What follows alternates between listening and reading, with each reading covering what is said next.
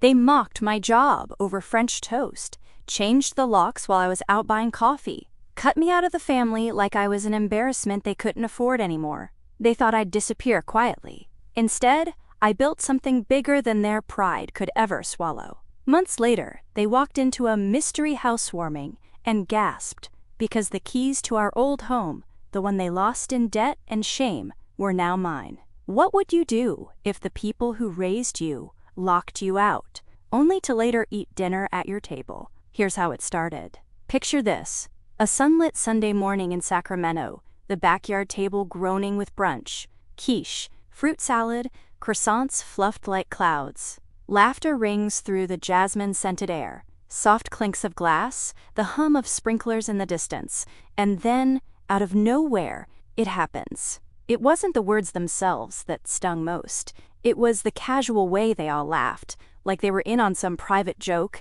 and I was the punchline. "Tell us again," my older sister Karen grinned, wiping syrup from her perfect mouth. "How writing emails for strangers counts as a real job." Even now, the way my dad chuckled under his breath still echoes in my mind. It wasn't loud, just enough for me to hear, just enough to slice. Mom sipped her peach Bellini and gave me that tight smile, the one she uses when she's trying to seem supportive but is dying to say something cutting. "Sweetheart, no one's judging. It's just, freelancing isn't a career, it's a phase." That's when I knew I wasn't being included, I was being tolerated, mocked, studied like an oddity that failed to evolve into something respectable, like a surgeon or a banker, or at the very least, a teacher. Something they could explain to friends without feeling embarrassed. I smiled, quietly, like I always do. That's my superpower, you see? I don't fight, I remember. And while they carried on, Karen bragging about her new Pilates certification, my dad recounting his golf scores, and Jason, my younger brother, chugging orange juice like a frat pledge, I folded the sting into the corners of my napkin, pressed it between my palms, and silently made a decision I didn't even understand yet. My name is Sarah.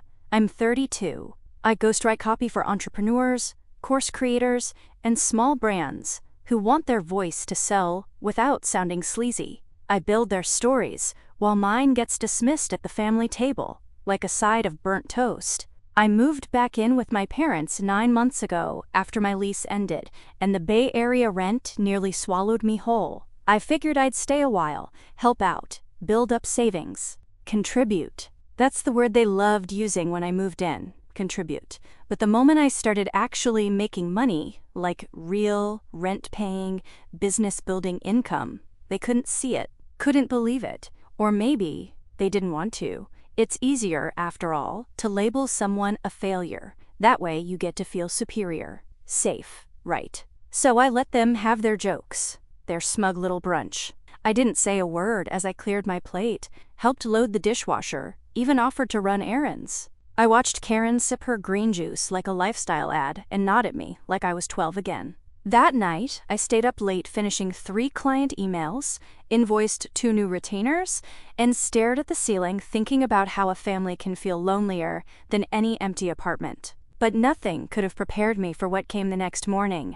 I'd gone out early for coffee, just needed to breathe. When I came back, I turned the key in the front door. It didn't fit. I twisted, pushed, tried the back door. Same result. At first, I thought I'd grabbed the wrong keys, but the silence in the house, the drawn curtains, the way the dog didn't even bark when I knocked, it all felt deliberate. I called Mom, straight to voicemail. Karen, Jason, Dad, no answer. That's when it hit me. Not like a scream, like a whisper in the chest. They had changed the locks. No warning, no note, no confrontation. Just erased me. I sat on the porch swing with nothing but my phone, my wallet, and the crushing realization that my own family had quietly, cowardly locked me out of their life like I was some burdensome tenant past due. And in that moment, somewhere between fury and heartbreak, I made myself a promise. They might have shut the door, but I would build my own house. And next time, I'd be the one holding the keys. There's something surreal about realizing you've been erased. No slammed doors, no screaming matches, just silence and a deadbolt. I sat on that porch swing for an hour, maybe more, watching shadows shift across the walkway like time was taunting me. I could still smell the lavender from Mom's planter boxes, still see the Sunday paper crumpled on the lawn. Nothing had changed.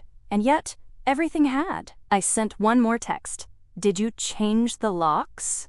Read. No reply. That was it. I didn't cry. I didn't scream or beg. I stood up, tightened the strap on my laptop bag, and walked to the curb like I was heading off to a normal workday. I had nowhere to go, but I refused to give them the satisfaction of seeing me shattered. The thing about being underestimated your whole life? You get good at quiet pivots. By the afternoon, I'd found something. A co-living space downtown. A kind of co-working/housing setup, tucked between an old yoga studio and a donut shop with neon pink frosting in the window. Not glamorous, not permanent, but something. The room was small, barely wide enough for a twin bed and desk, but it was mine. No parental side-eyes, no passive-aggressive comments over dinner, no measuring tape of their approval against my income. Just me, and my Wi-Fi password. That night, I lay on the stiff twin mattress with a paper-thin comforter pulled up to my chin, staring at the ceiling fan ticking above me like a metronome for all the decisions that got me here. Was I proud? Not really. But I was awake, alert. Something inside me had snapped, but not in a way that broke me, in a way that made things clear. For the first time in months, I logged into the family's shared banking app. For 9 months, I'd been adding money like clockwork, chipping in for groceries, Jason's insurance, surprise vet bills for Karen's cat, even random Target runs for the house. No one ever said thank you, but they always noticed when I skipped a week. I didn't say a word. I just tapped unlink account. Then I transferred every cent in my freelance business account to a new personal bank, a clean cut. Within 2 hours, my phone buzzed. Family group chat. Mom, did something happen to the shared account? Karen, Sue weird. Mortgage auto pay failed. Dad, can someone explain why the house payment bounced? Jason, wait, what? I muted the chat. I didn't owe them an explanation. Not anymore. At 2 a.m., Jason called me. I let it ring. Then again.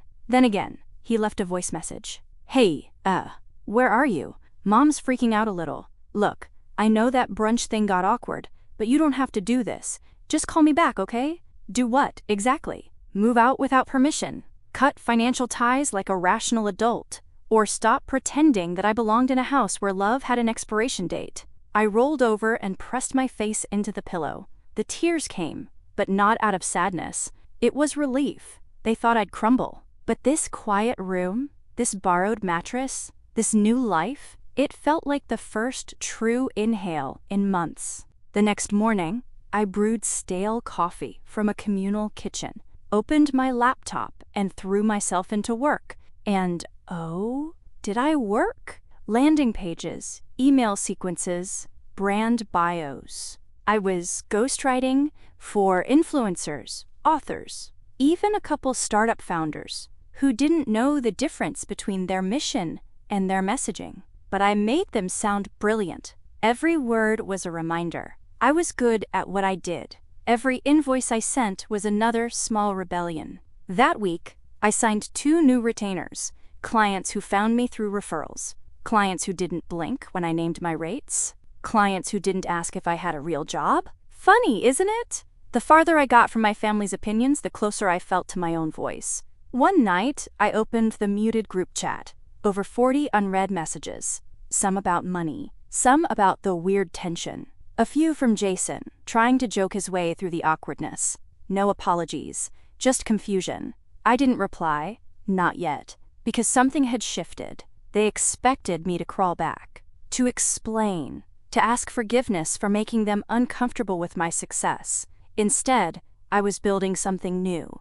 No one saw it yet, but I was laying brick by digital brick, and soon they'd hear the echo of doors closing behind them. Jason always knew how to make an entrance. I hadn't seen him in weeks, not since I left, but I recognized the knock before it even landed. Sharp, impatient, like he was tapping out a beat only he could hear. When I opened the door to the co-working house lobby, he stood there, in a button-down shirt, half tucked into wrinkled slacks, aviators hanging from the front, and the unmistakable aura of someone spiraling in slow motion. "Wow," he said, glancing at the exposed brick walls and string lights draped like fairy dust. "So, this is where the family trader lives now." I didn't flinch. "You drove all the way downtown just to insult me?" He shrugged, stepping inside without waiting for an invitation.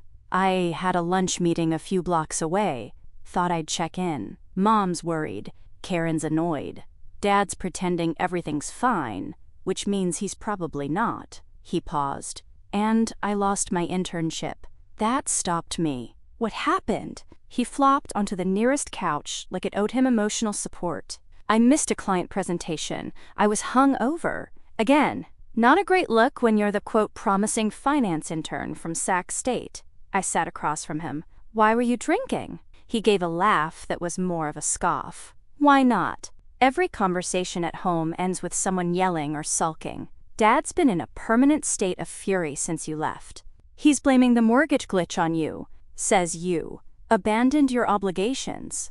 "Of course he did." Jason rubbed his eyes. "Honestly, I think he's just scared. The house payments, Karen's car loan, groceries. It's a lot. You were keeping us afloat more than anyone realized." That part was true, but it wasn't just about money. It was the principle, the convenience of me. "Did you come here to make me feel guilty?" "No," he said, softer now. "I came because I messed up, and I don't know how to fix it." I looked at my little brother, the one who used to build pillow forts with me in the living room, who once snuck me extra ice cream after Mom's food-shaming sessions, and for a moment, I wanted to pull him into a hug. But then I remembered the brunch, the smirk he wore while Karen dissected my career like it was a failed science experiment, the silence when I tried to defend myself. "You all made me feel like I didn't matter," I said, "like my work was a hobby and my existence was a footnote." Jason shifted.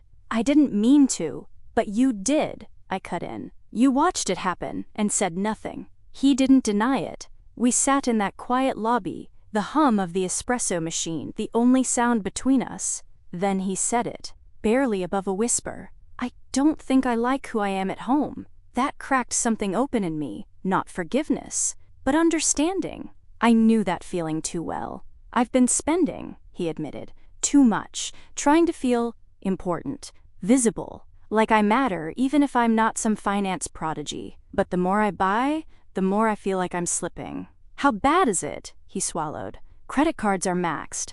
I lied to Dad about having a job offer lined up. The truth is, I'm just scared they'll see me for what I am." I leaned forward. "Jason, you're not nothing. You're just lost. We all are. The problem is, we're expected to play roles in a play someone else wrote." I quit. He gave me a half smile. "You always were the brave one." "No," I said, "just the quiet one. You all mistook that for weakness." We sat like that, sibling to sibling, no titles, no expectations. Then he stood. "I better go, but thanks for not slamming the door." "Would have been hard," I said, nodding toward the sliding glass one. "They don't slam." He laughed, and it felt real, for the first time in months. As he reached the front steps, he turned. "Hey, Sarah? Yeah? Even if they never say it. I think you scared them. Not because you failed, but because you didn't." Then he disappeared into the Sacramento haze, leaving only the scent of gasoline and regret behind him. That night, I thought about what he said, about visibility, about roles, about how easy it is to lose yourself in a family built on image. I wasn't angry anymore. I was done playing small, so other people could feel big. The envelope was heavy, thick, crisp paper with my father's handwriting scrawled across the front. Sarah. No greeting, no return address, just my name, like a summons. It had been 3 weeks since Jason's visit. Since our late-night couch confession, I hadn't heard from anyone else. I didn't expect to. When Jason left that day, I saw it in his eyes. The guilt, sure, but also fear. Not of me, but of going back home without answers. And now, here it was, their answer. Inside the envelope was a printed copy of the latest mortgage bill, circled in red ink like I was back in 7th grade math class. No note, just numbers, and beneath them, a post-it, written in my father's aggressive block print, "Time to pay your fair part. You're still family. Start acting like it." My breath caught somewhere between a scoff and a laugh. So now I was family again. Not when they changed the locks. Not when they watched me leave without a goodbye. But now, when the bills came due, when the math didn't add up without me, I sat there, the letter trembling in my hands, heart thudding against my ribs like it wanted out. "Fair part," he said. Funny how fairness only mattered when it benefited them. I thought of the years I'd spent cushioning them, quietly sending cash when Karen's credit card overdrafted, letting Jason borrow money for his car battery, money I never saw again, covering surprise grocery runs when Mom's "just a few things" turned into a $300 spree. Fair? Fair would have been not being mocked for the job that paid those bills. Fair would have been keeping the locks the same. Fair would have been one of them, just one, calling to say, "I'm sorry, I didn't respond right away." I let the envelope sit on my desk like a relic of an old religion I no longer worshipped, but it kept staring at me, that post-it, that arrogant scrawl of assumed obligation. So I opened my laptop and drafted an email, no flourish, no emotion. "Dad, I received the mortgage bill. I will not be contributing. I moved out. I was removed, actually. And I'm no longer responsible for a house I'm not welcome in. I hope you and Mom are able to manage." Sarah, I hovered over the send button for a long moment, my finger taut with tension. Then, with the click of a mouse, I chose myself. The response came less than 10 minutes later. Not an email, a voicemail. I could hear it in his voice, the edge, the righteous thunder. "I hope you realize what you're doing. This isn't just about money, Sarah. It's about loyalty, family. You're making a statement that you don't care about anyone but yourself. Your mother's crying.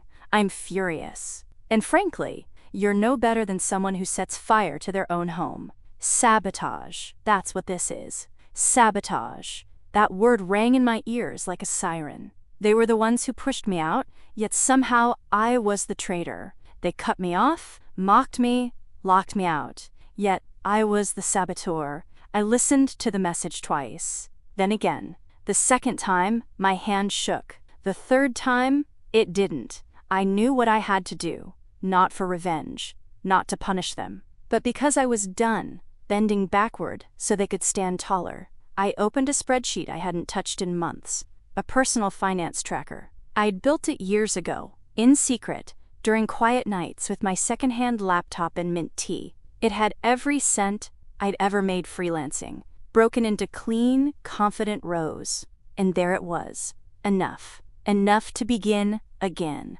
Enough to choose a future that wasn't dictated by their guilt, or shame, or fear. I pulled out my notebook and scribbled a sentence at the top of a blank page. "Stop asking for permission to exist." Then I circled it. That night, I slept without checking my phone. In the morning, I made coffee, logged into my client dashboard, and stared at the blinking cursor of a new inquiry. Someone from New York, wanting brand voice development for a startup accelerator. The message said, "Heard your work mentioned on a mastermind call. Can we talk this week?" Yes, we could, because while they were focused on keeping the house, I was busy building something bigger. It started with a voicemail, just like that day with the lock, just like the mortgage bill. No conversation, no eye contact, just static-filled, one-way declarations like little arrows flung from a distance. But this one landed differently. I was editing a client's launch funnel when the notification blinked onto my phone. Voicemail from Mom. And I don't know why, but something in me braced. Like I already knew it wouldn't be the usual tremble disguised as kindness. It wouldn't be about groceries or family brunch or how's your little business. It would be final. I tapped play. "Sarah, I don't know what happened to you." Her voice was tight, shaking in that way that tries to sound calm but is cracking under the weight of too much denial. "You used to care about this family. You used to try." I stared out the small co-working window. The sky was a flat gray. indifferent, wide. My reflection in the glass looked like a stranger I was finally starting to like. I told your father we shouldn't say anything after brunch, but you took everything so personally. So personally. She said it like it was a weakness. Like interpreting mockery as rejection made me fragile, dramatic. But how else was I supposed to take being laughed at than shut out? We needed help. You chose to walk away when things got difficult. That's not what daughters do. My throat clenched. I paused the voicemail. I'd heard this line before. That strange, passive-aggressive mantra of family. Real love stays, no matter how much it hurts you. But wasn't that the problem? They expected me to stay invisible so they didn't have to adjust their focus. I pressed play again. If you won't help, if you won't even speak to us, then I suppose it's clear. You've made your choice. A pause. You're no longer our daughter. Click. That was it. No goodbye. No, I love you. Just that sentence. So simple, so heavy, that it hung in the air like the scent of something burned too long on the stove. I didn't cry. I didn't shout or throw something or pace around the room. I just sat very still, like a candle that had finally gone out. I thought of all the things daughters were supposed to be. Obedient, helpful, grateful, but never inconvenient, never loud, never fully themselves if that self made anyone uncomfortable. And I had been uncomfortable for years, pretending their snide comments didn't sting, laughing off their dismissiveness like I wasn't bleeding under it, suppressing pride in my business because the word online somehow made it less real to them. And now they'd disowned me for not funding the life they couldn't manage. I left the voicemail unreturned. Instead, I poured that energy into work, into clarity, into quiet revenge that wasn't about harm, but about proof. Because if I wasn't their daughter anymore, then I owed them nothing. I pulled up my calendar. My client roster had grown by 3 new names in the past 10 days. One of them had a podcast. Another was launching a digital course. They needed storytelling, voice, presence, things I gave to others because I had never been allowed to give them to myself. That night, I lit a candle in the windowsill of my tiny room. The flame wavered, steady but soft. I whispered, not for them, not even for closure, but for me. I am not their daughter. I am mine.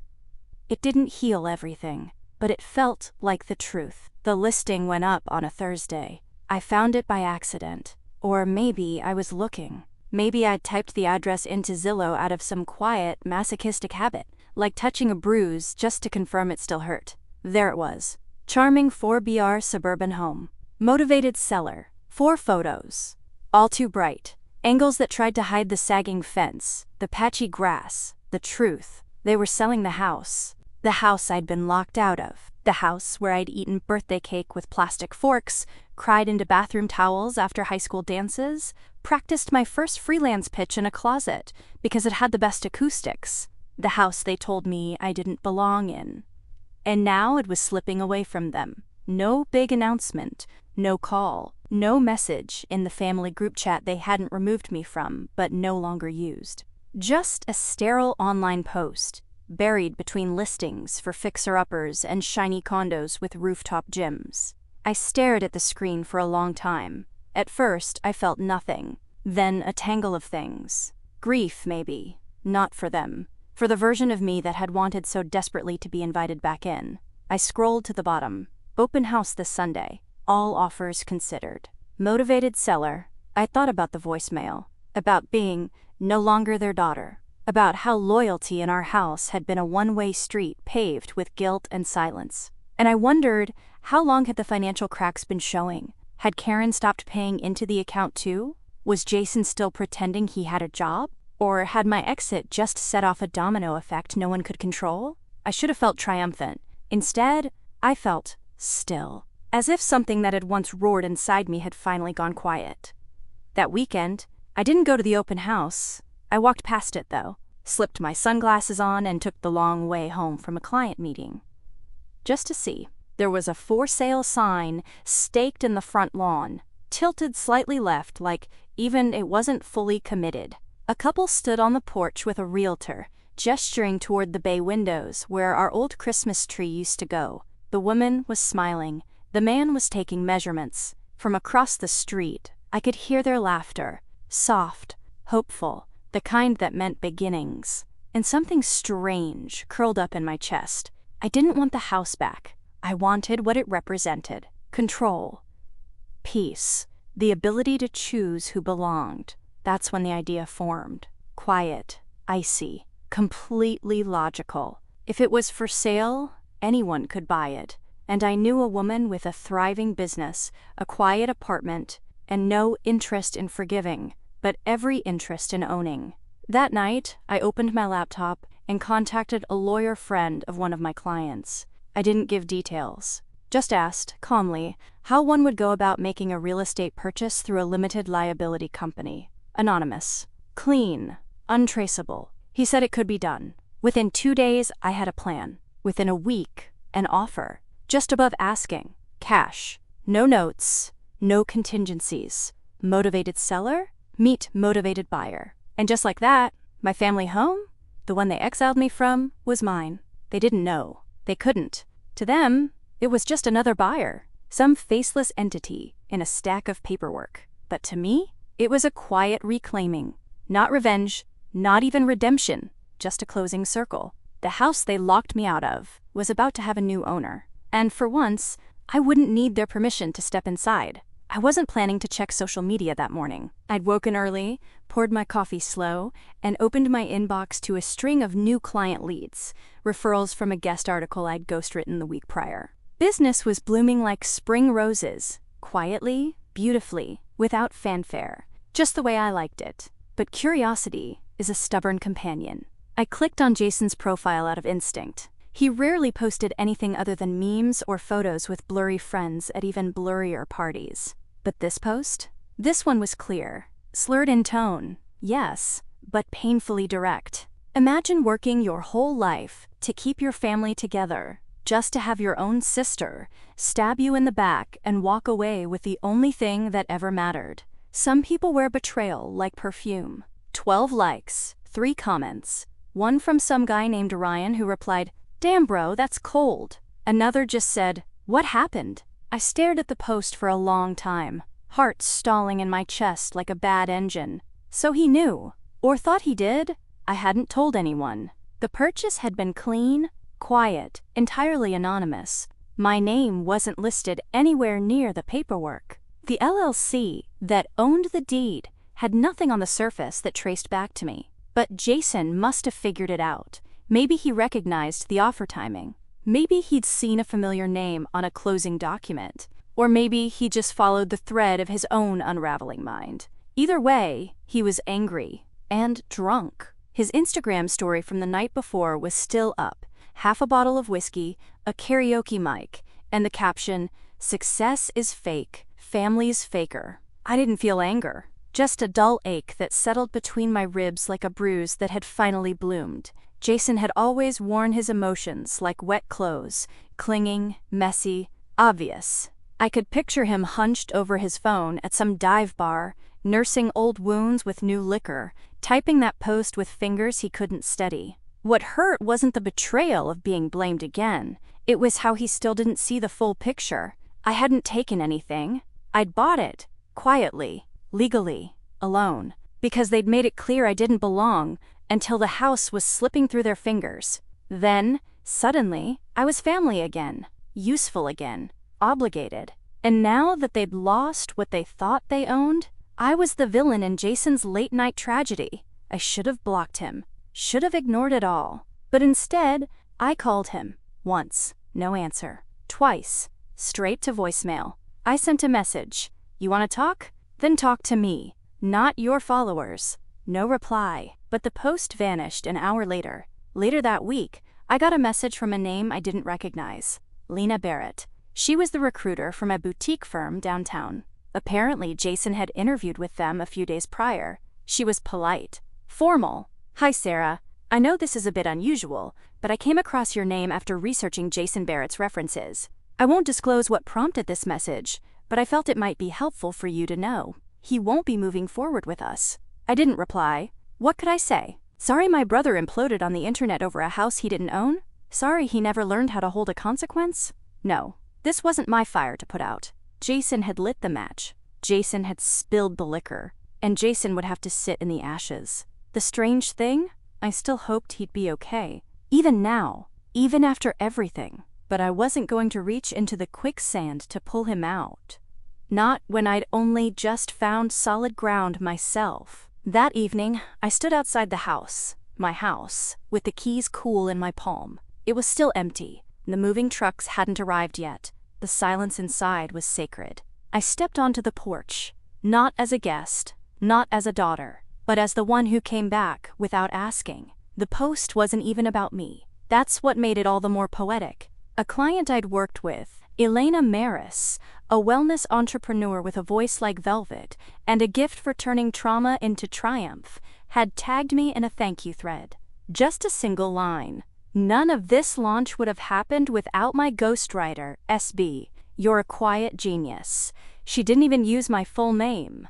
But the algorithm didn't care about modesty. It cared about momentum. That night, the podcast Elena had guested on dropped. A fast-talking host with a cult following in the entrepreneurial world had asked her how she wrote such gripping, vulnerable content. I didn't, she said, laughing. That was all Sarah Barrett. And just like that, my inbox caught fire. Messages flooded in from strangers. Founders, creators, coaches, people desperate to find the words they'd never been able to write. Are you taking clients? Heard you on Elena's podcast. Do you do brand strategy? Please tell me you're open to a long-term retainer. I stared at the screen, heart pounding, fingers still over the keyboard as the pings kept coming. It was happening. Without ads, without filters, without even showing my face. My business wasn't just afloat, it was soaring. I refreshed my calendar. 3 calls booked before noon, 2 more by evening. I pulled open my CRM dashboard and stared at the numbers. Revenue doubled in a week. Newsletter signups tripled. Waitlist 10 names deep and growing. And all I could think about was how no one at home would believe it. To them, success still looked like a corner office, a salary, a business card with a shiny logo. They couldn't imagine success sitting barefoot on a futon with coffee rings on the desk and half a candle burned to the wick. They couldn't imagine this life, and I wasn't going to explain it to them. Not anymore. That morning, I walked to the corner cafe where I used to hide when the house felt too loud. I opened my laptop, answered emails, and signed 2 new contracts before noon. Then I did something I hadn't done in years. I bought myself flowers, just because. Peach ranunculus, my favorite. A little messy, a little too bold for their own good. I brought them back to my new office, the 2nd bedroom in the house I now owned, and set them on the windowsill, where the sun hit just right around 3 p.m. And as I watched the light filter through their petals, I realized something strange. I wasn't chasing anything anymore. Not their approval, not their inclusion, not even their forgiveness. I was simply being, loudly, quietly, fully. The next day, I got a text from Jason. I heard the podcast. Didn't know you were that good. Wish I'd said it sooner. No punctuation, just words. Raw, unsure. I stared at the screen for a while, thumb hovering. Then, I wrote back. Thanks, that's all. Not because I wasn't still hurt, but because healing had made me too whole to perform resentment on repeat. I didn't need him to clap for me, but I'd let him see what it looked like when the one they doubted soared. That week, I hired a virtual assistant, rebuilt my website, streamlined my services, and I did it all without fanfare. No family announcements, no group texts, no explanations. The quieter I became, the louder my work spoke. Funny how that happens. The world hears you the moment you stop begging the wrong people to listen. The envelopes were thick, cream-colored, and sealed with simple wax. No fancy logo, no glitter. Just a hand-addressed note tucked into each one, printed on textured cardstock. You are cordially invited to a private housewarming dinner. Location, provided upon RSVP. Time, 6 p.m. sharp.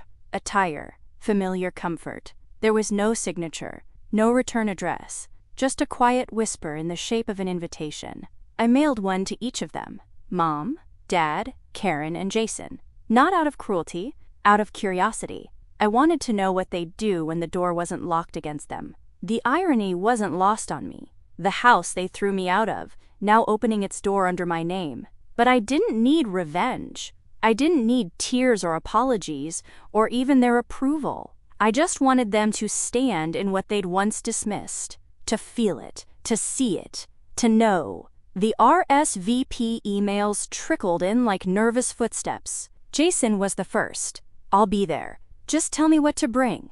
Karen replied a day later. "Is this a trick? I'll come anyway." Mom wrote, "Your father says we shouldn't go. I think we should." Dad didn't respond at all. But when Sunday rolled around and the sky went soft with dusk, all four of them stepped out of the same car and stood together on the sidewalk, facing the porch they once made me a stranger to.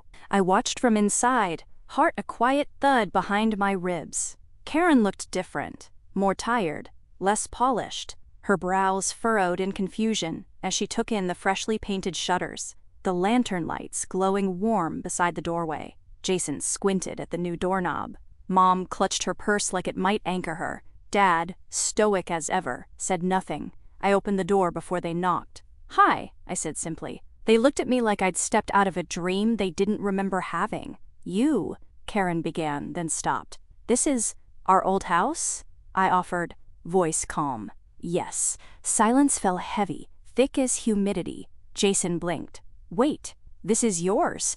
I nodded. "Bought it a few weeks ago. LLC offer." They accepted. "You were the motivated sellers, remember?" I let that hang. Mom stepped forward, eyes darting around like she needed proof this was real. "But why?" "Because you locked me out.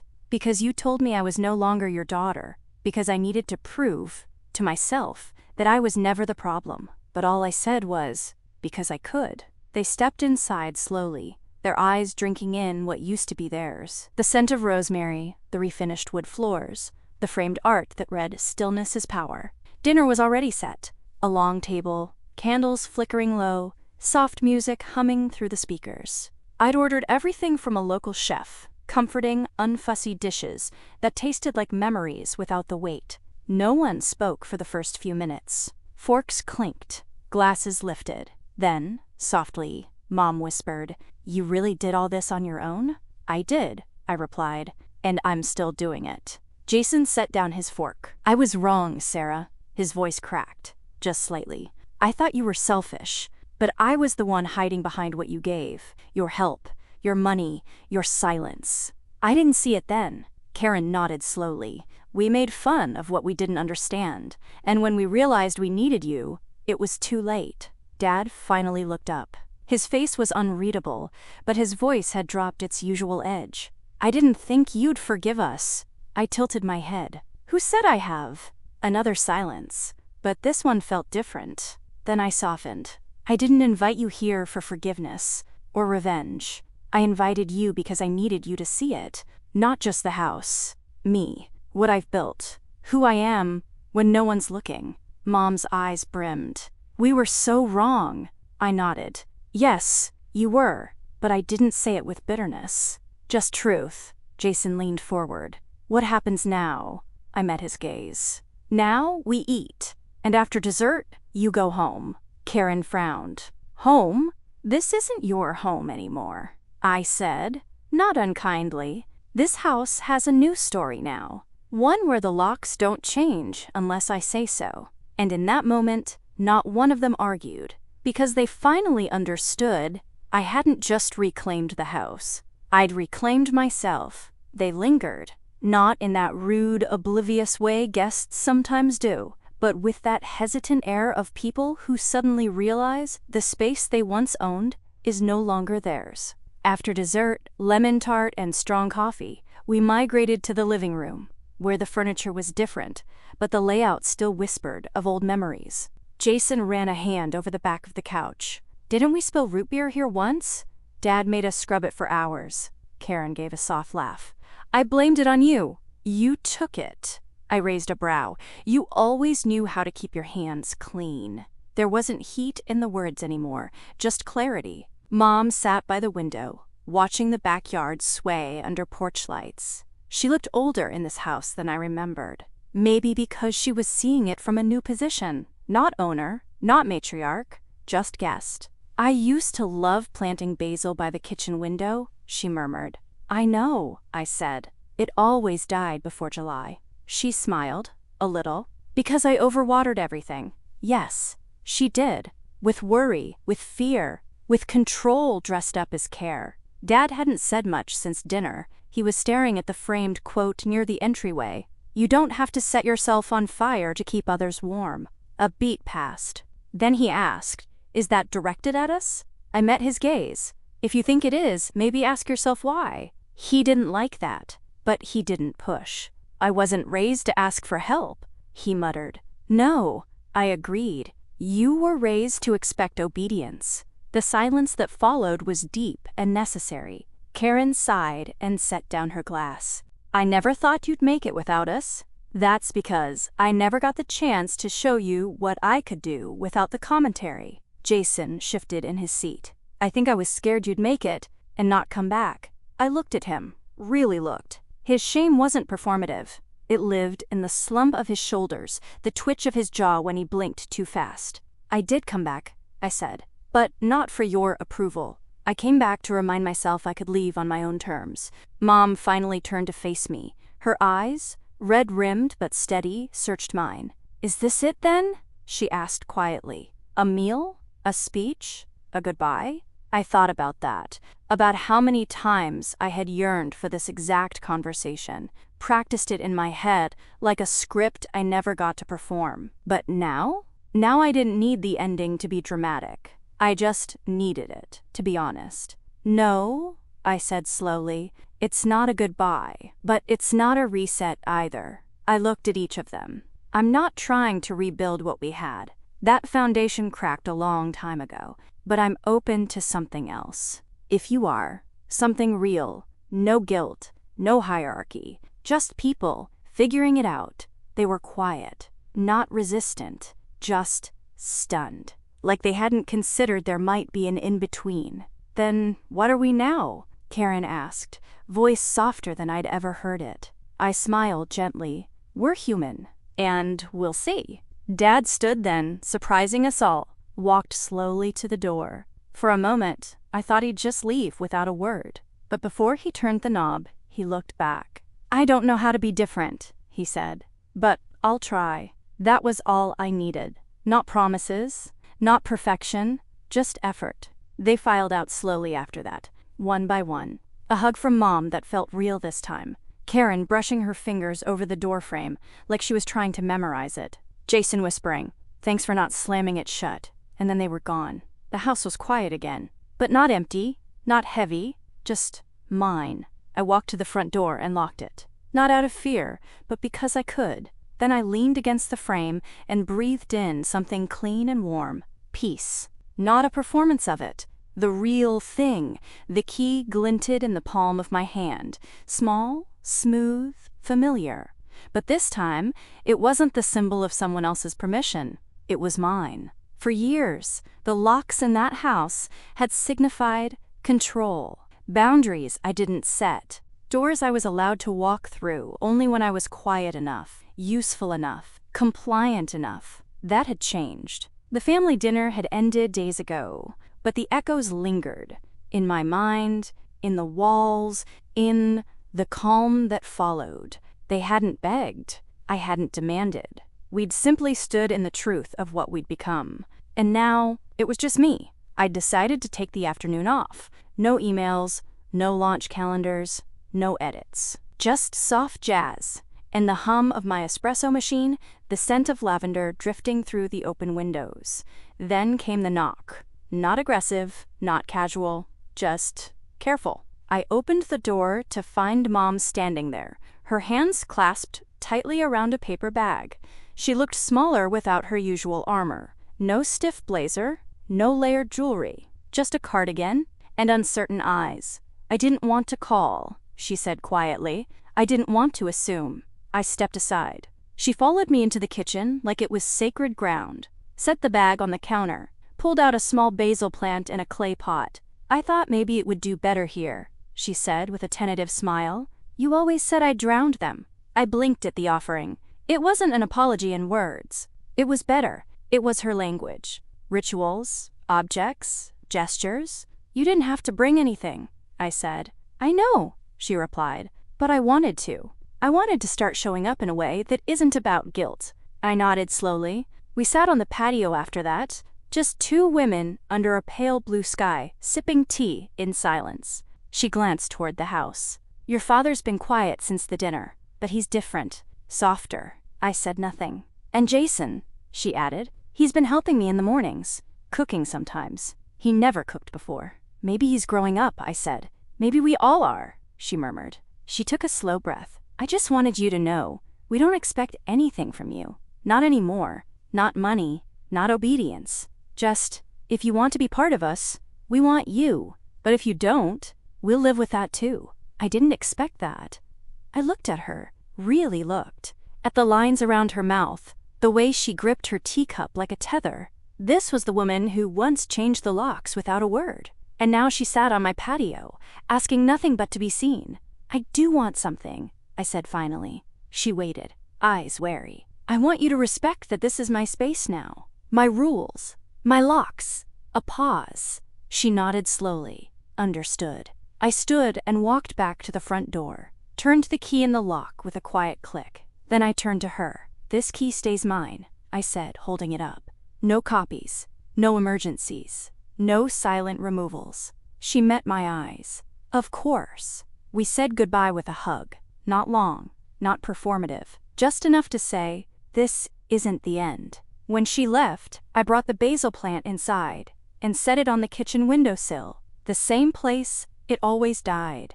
Only now, it had a better chance. More light, less pressure, and someone who finally knew how to let things grow without drowning them. That night, I lit a candle in every room, not for ritual, for joy. Then I stood in the entryway, turned the lock once more, and whispered, I choose who comes in. And for the first time, I meant it. Have you ever claimed your own space so fully that you felt it breathe with you? Drop a comment below. Because sometimes the greatest closure is a lock that clicks and doesn't need to open again.